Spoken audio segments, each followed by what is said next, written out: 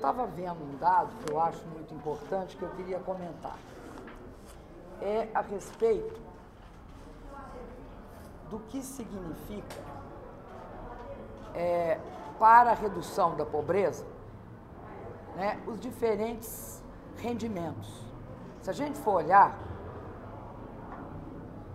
o que é a coisa mais importante que aconteceu no que se refere à diminuição da desigualdade, à redução da miséria no Brasil? Né, nós passamos de 2003 para cá, tiramos 28 milhões de pessoas da pobreza. Dois fatores contribuíram. O primeiro fator é, de fato, as transferências de renda. Mas não é o fator principal. O fator principal é renda do trabalho. A renda do trabalho é responsável por uma redução, se a gente considerar, de 66%.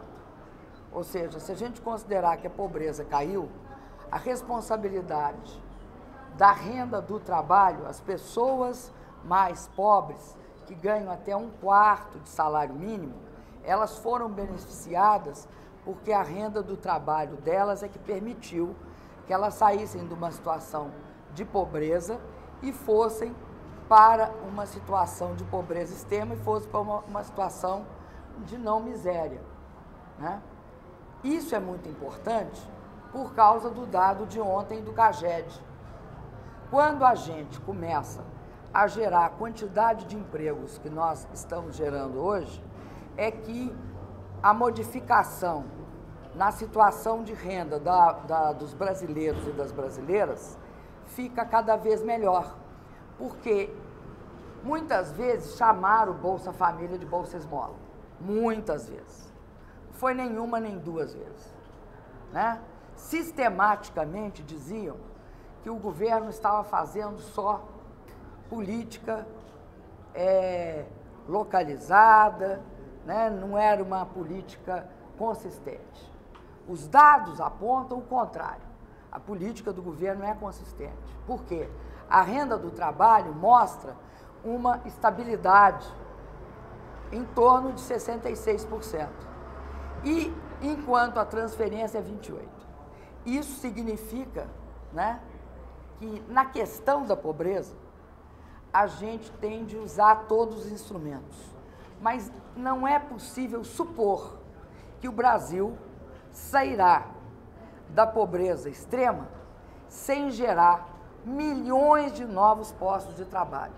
Por isso que é muito importante reconhecer que a gente ter gerado até agosto, nesse ano, quase 2 milhões de empregos formais com carteira assinada, 13º, fundo de garantia, e ao mesmo tempo, né, termos conseguido um resultado que equivale à população de alguns países da América Latina somados, que são 28 milhões de pessoas, significa que o nosso desafio para os próximos anos do governo vai ser manter o ritmo de crescimento econômico de 7%.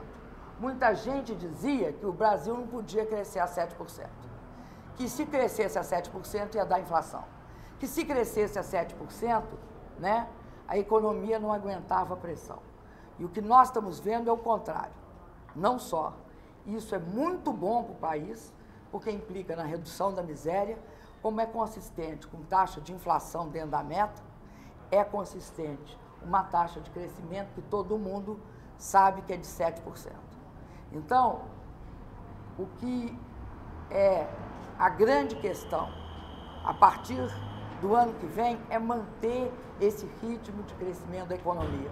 Pode não ser 7% cravado, mas é acima dos índices históricos do passado, do governo anterior, que se caracterizava por índices baixíssimos. Quando dava 2,5%, o pessoal até soltava foguete. Então, essa é uma das mais importantes questões que eu acho que estão colocadas na ordem do dia, quando a gente diz que nós vamos consolidar e ampliar as conquistas e os avanços que o governo Lula trouxe para o país.